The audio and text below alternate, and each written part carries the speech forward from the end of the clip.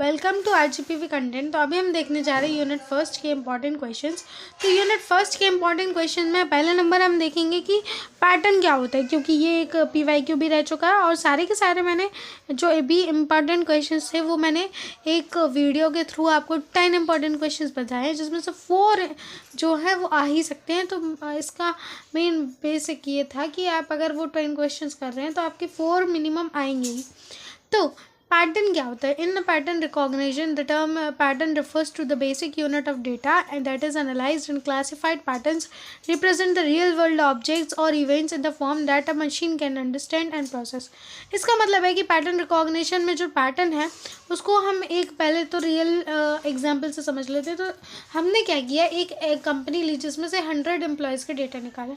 हमें क्या पैटर्न देखना था? हमें ये पैटर्न देखना था कि वो जो कंपनी है वो अपने रिक्रूटर्स को किस बेसिस पर रिक्रूट करती है। ठीक है, तो हमने क्या किया, उनके सबके रेज्यूमे मंगाए। ठीक है, हमने क्या मंगाया? सबके रेज्यूमे मंगाए। अब जब हमने सारे रेज्यूमे चेक किए तो हमने एक बेसिक मतलब सारे रेज्यूमे जब हमने चेक किए, अब पैटर्न्स के जो टाइप्स होते हैं उसके बेसिस पर हमने चेक किए, तो हमने क्या पाया कि ये जो कंपनी होती है वो ये वाली कंपनी कैसे रिक्रूट कर रही है कि जिसके पास एक आईडी हो, जिसके पास एक इंटर्नशिप भी होनी चाहिए और जिसके पास डेटा सर्टिफिकेट्स होना चाहिए। तो हमें एक पैटर्न क्या पता चले कि इस कंपनी में जो भी रिक्रूटर जाएगा वो उसके पास क्या क्या होना चाहिए, एक आईडी होनी चाहिए और उसी के साथ में एक उसके पास इंटर्नशिप भी होना चाहिए और उसका सर्टिफिकेट भी होना चाहिए और साथ में डिग्री भी होनी चाहिए।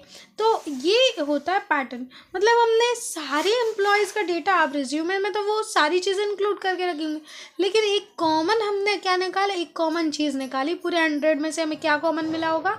हमें कॉमन मिला होगा कि इन सब ने इंटर्नशिप करके रखी, इन सब के पास सर्टिफिकेट्स है, इन सब के पास आईडीज़ है।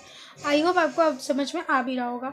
तो इन पैटर्न ये जो पैटर्न रिकॉग्निशन है ये क्या करती है, एक बेसिक यूनिट ऑफ डेटा को लेती है और उसको फिर एनालाइज करती है। एक यूनिट ऑफ डेटा लिया, फिर उसको एनालाइज किया और उसको एनालाइज करने के बाद उसके पास कुछ पैटर्न्स तो मिले उसको, लेकिन अभी वो क्या है, अनफिल्टर्ड है। तो फिर वो क्या करेगा, मशीन को एक ऐसे अंडरस्टैंडेबल फॉर्म में देगा जिससे वो क्या कर लेगी, एनालाइज कर लेगी। ओके, तो pattern is a set of measurable feature. तो पैटर्न क्या है, एक सेट ऑफ मेजरेबल और फीचर्स हैं और एट्रीब्यूट्स हैं, जिसमें क्या होता है, या तो ऑब्जेक्ट, सिग्नल या इवेंट यूज़ किए जाते हैं। किस लिए? आइडेंटिफिकेशन के लिए, रिकॉग्निशन के लिए, क्लासिफिकेशन के लिए। जैसे जो मैंने अभी एग्जांपल बताया उसमें क्या चीज़ थी हमारी जिससे हमने मतलब जिससे हमने पता किया था। तो देखो, अगर वो ऑब्जेक्ट होता तो ऑब्जेक्ट में क्या आता? ऑब्जेक्ट में हमारा रियल वर्ल्ड एंटिटी आता। ठीक है, अब ऑब्जेक्ट तो नहीं था वो हमारा, तो क्या था वो? तो जो हमने जिससे आइडेंटिफिकेशन किया था वो एब्स्ट्रैक्ट पैटर्न से, क्योंकि पैटर्न्स के 4 टाइप्स होते हैं, वो आगे आने वाली वीडियो में बनाएंगे तो उसमें आपको पता चल जाएंगे। तो पैटर्न्स के तो बेसिकली 4 टाइप्स हैं।